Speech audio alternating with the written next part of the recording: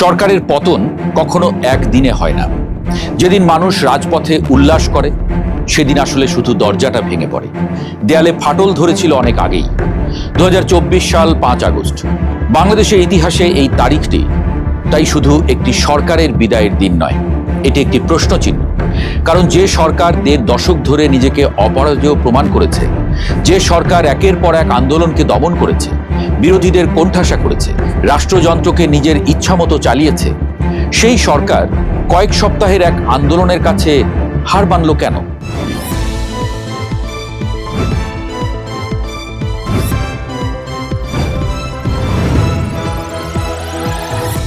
একটু পেছনে ফিরে তাকাই।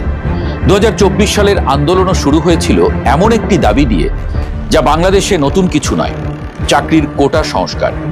এমন দাবি আগে উঠেছে, আন্দোলনও হয়েছে, কিন্তু এবার সেই দাবি কিভাবে রাষ্ট্র পরিবর্তনের দাবিতে রূপ নিল? কি এমন ঘটেছিল যে একজন বিশ্ববিদ্যালয় শিক্ষার্থী, একজন রিক্সা চালক, একজন গার্মেন্টস শ্রমিক আর একজন হকার, 4 জন মানুষ হঠাৎ একই স্লোগানে কণ্ঠ মিলিয়ে ফেলল? অনেকে বলবেন এটি শেখ হাসিনার ভুল, কেউ বলবেন অতিরিক্ত আত্মবিশ্বাসের শাস্তি, আবার কেউ বলবেন এটি ছিল একেবারেই অপ্রত্যাশিত একটি ঘটনা। কিন্তু রাজনীতি এতটা অলৌকিকভাবে চলে না। ইতিহাসে কোনো সাম্রাজ্য শুধু একটি ভুলে ভেঙে পড়ে না। তার আগে ক্ষমতার ভিতে জমতে থাকে ক্ষোভ, বৈষম্য, অবিশ্বাস আর অহংকারের স্তর। তাই 5 আগস্টকে বুঝতে হলে শুধু শেষ দিনের নাটক দেখলে হবে না, ফিরে যেতে হবে সেই কাঠামোর ভেতরে, যেখানে বছরের পর বছর ধরে একটি রাষ্ট্র নিজেকে এতটাই শক্তিশালী ভেবেছিল যে মানুষের নীরবতাকেই সমর্থন বলে ভুল করেছিল। আর সেই ভুলের মূল্যই হয়তো গুনতে হয়েছে শেষ পর্যন্ত। আজকের গল্প কোনো একটি দিনের নয়, এটি সেই দীর্ঘ পথ চলার গল্প, যেখানে একটি কোটা আন্দোলন ধীরে ধীরে গণ অভ্যুত্থানে পরিণত হয়, আর একটি অদম্য মনে হওয়া শাসন ব্যবস্থা ইতিহাসের পাতায় পরিণত হয়। কারণ 5 আগস্টের পতন রাজপথে ঘটেনি, রাজপথে শুধু তার ঘোষণা পড়ে শোনানো হয়েছিল। পতনের বীজ বোনা হয়েছিল আরো অনেক আগে। ইতিহাসবিদগণ বারবারা টাকম্যানের ভাষায় একে মূর্খতার অভিযাত্রা বলবেন, অর্থাৎ সামনে বিপদের সাইনবোর্ড ঝুললেও সেই পথেই হাঁটার এক অদ্ভুত জেদ। অন্যদিকে নাসিম নিকোলাস তালেবের অনুসারীরা বলবেন এটি ছিল একটি ব্ল্যাক সোয়ান, যে ঘটনার সম্ভাবনা খুবই কম, কিন্তু একবার ঘটলে পুরো ইতিহাস পাল্টে দেয়। এসব ব্যাখ্যায় কিছু সত্য অবশ্যই আছে, কিন্তু শুধু ভাগ্য, অহংকার কিংবা একটি ভুল সিদ্ধান্ত দিয়ে 5 আগস্টের মতো একটি বিশাল রাজনৈতিক পরিবর্তনের ব্যাখ্যা সম্পূর্ণ হয় না। কারণ রাষ্ট্র কখনো একদিনে ভাঙে না, আবার একদিনে গড়ে ওঠে না। তার ভিত অনেক আগেই নড়ে যায়। বাইরে থেকে প্রাসাদ অটুট দেখালেও ভেতরে ভেতরে ইটগুলো আলগা হয়ে যায়। 5 আগস্ট ছিল সেই আলগা ইটগুলো একসঙ্গে খসে পড়ার দিন। দীর্ঘ 15 বছর ধরে আওয়ামী লীগ সরকার এক অসাধারণ রাজনৈতিক দক্ষতা দেখিয়েছিল।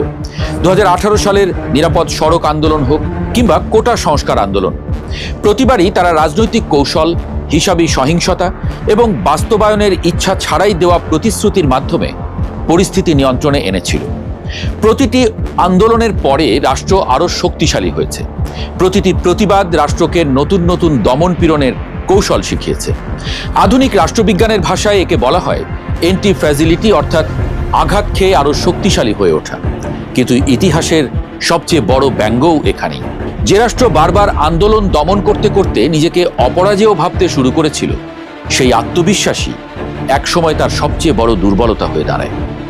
2024 সালের আন্দোলনের সূচনা হয়েছিল খুবই পরিচিত একটি দাবি নিয়ে, সরকারি চাকরিতে কোটা সংস্কার এবং মেধাভিত্তিক নিয়োগ নিশ্চিত করা।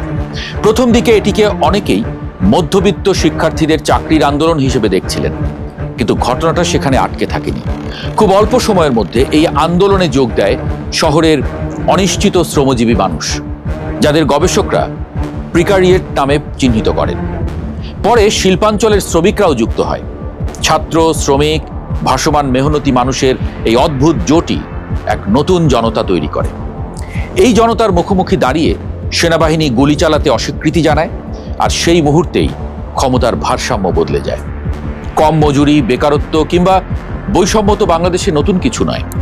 তাহলে এবার কেন বিস্ফোরণ ঘটল? উত্তর লুকিয়ে আছে রাজনৈতিক বৈষম্যের মধ্যে। দীর্ঘদিন ধরে দরিদ্র মানুষ অর্থনৈতিক নিরাপত্তাকেই বেশি গুরুত্ব দিয়েছে। যতদিন সরকার নিত্যপণ্যের দাম কিছুটা নিয়ন্ত্রণে রাখতে পেরেছে এবং ন্যূনতম খাদ্য নিরাপত্তা নিশ্চিত করেছে, ততদিন জনগণের একটি বড় অংশ রাজনৈতিক স্বাধীনতার অভাব মেনে নিয়েছিল।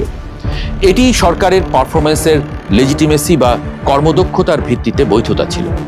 কিন্তু যখন একটি জীবিকার আন্দোলন ধীরে ধীরে রাজনৈতিক অধিকারের আন্দোলনে পরিণত হয়, তখন পুরো সমীকরণ বদলে যায়। কারণ তখন শিক্ষার্থী, শ্রমজীবী মানুষ এবং শিল্প শ্রমিক, তিনটি ভিন্ন শ্রেণী একই সমস্যাকে ভিন্নভাবে নয়, একইভাবে দেখতে শুরু করে। তারা বুঝতে পারে চাকরি, ন্যায্য মজুরি কিংবা নিরাপত্তা সবকিছুর পথ আটকে আছে একটি রাজনৈতিক কাঠামোয়। বাংলাদেশে বহু বছর ধরে গড়ে ওঠা দলকেন্দ্রিক রাষ্ট্র ব্যবস্থা এই বৈষম্যকে আরো গভীর করেছিল। অর্থ, প্রভাব, দলীয় পরিচয়, সামাজিক অবস্থান, পৃষ্ঠপোষকতা সবকিছুই নির্ধারণ করত যে কে রাষ্ট্রের কাছে কতটা গুরুত্বপূর্ণ। এই পার্টি স্টেট ব্যবস্থা রাজনৈতিক সম্পদের অসম বন্টনকে প্রাতিষ্ঠানিক রূপ দিয়েছিল। এর ফলে সাধারণ মানুষের ক্ষোভ শুধু অর্থনৈতিক থাকেনি, সেটি রাজনৈতিক রূপও পেতে শুরু করে। জুলাই মাসে কোটা আন্দোলনরত শিক্ষার্থীদের উপর কঠোর দমনপীড়ন ছিল আগুনের উপর পেট্রোল ঢেলে দেওয়ার মতো। কিন্তু শিক্ষার্থীরা মাঠ ছাড়েনি। তাদের শক্তি ছিল বিপুল সংখ্যা এবং দেশের বিস্তৃত বিশ্ববিদ্যালয় নেটওয়ার্ক। কয়েক দশক ধরে সরকারি বেসরকারি উচ্চশিক্ষা প্রতিষ্ঠানের বিস্তার এমন একটি তরুণ সমাজ তৈরি করেছিল যারা খুব দ্রুত সংগঠিত হতে পেরেছিল। দলীয় সমর্থনের সুযোগ দেওয়ার জন্য যে ছাত্র রাজনীতি বেসরকারি বিশ্ববিদ্যালয়গুলোর বিস্তার ঘটানো হয়েছিল, সেখান থেকেই এমন একটি প্রজন্ম তৈরি হলো যারা শেষ পর্যন্ত এই শাসন ব্যবস্থার বিরুদ্ধেই দাঁড়িয়ে গেল। শুধু শিক্ষার্থীরাই নয়, ঢাকার ভাসমান শ্রমজীবী মানুষও এই আন্দোলনের অপরিহার্য শক্তিতে পরিণত হয়। হকার, ফেরিওয়ালা, রিক্সা চালক, ডেলিভারি রাইডার, গৃহবধূ যারা প্রতিদিন রাষ্ট্রের সঙ্গে দর কষাকষি করে বেঁচে থাকেন, তারা রাষ্ট্রের সবচেয়ে কাছের নিপীড়নটিকে প্রতিদিন অনুভব করেন। সংগঠন না থাকলেও সবার মনে ক্ষোভ ছিল প্রবল। অভ্যুত্থানের সময় সেই ক্ষোভ বিস্ফোরিত হয়। একইভাবে শিল্প শ্রমিকদের অবস্থাও দীর্ঘদিন ধরে শ্রমিক বিরোধী কাঠামোর মধ্যে আটকে ছিল। দুর্বল ট্রেড ইউনিয়ন, রাজনৈতিক নিয়ন্ত্রণ এবং শ্রমিক আন্দোলনের উপরে দমনপীড়ন তাদের অসহায় করে রেখেছিল। কিন্তু আন্দোলনের সময় শিল্পাঞ্চলগুলো কৌশলগতভাবে গুরুত্বপূর্ণ হয়ে ওঠে। শ্রমিকদের সংখ্যাই তখন তাদের সবচেয়ে বড় শক্তি হয়ে দাঁড়ায়। এই তিনটি গোষ্ঠী অতীতেও বহুবার আন্দোলন করেছে, কিন্তু সেগুলো ছিল মূলত জীবিকার দাবি নিয়ে।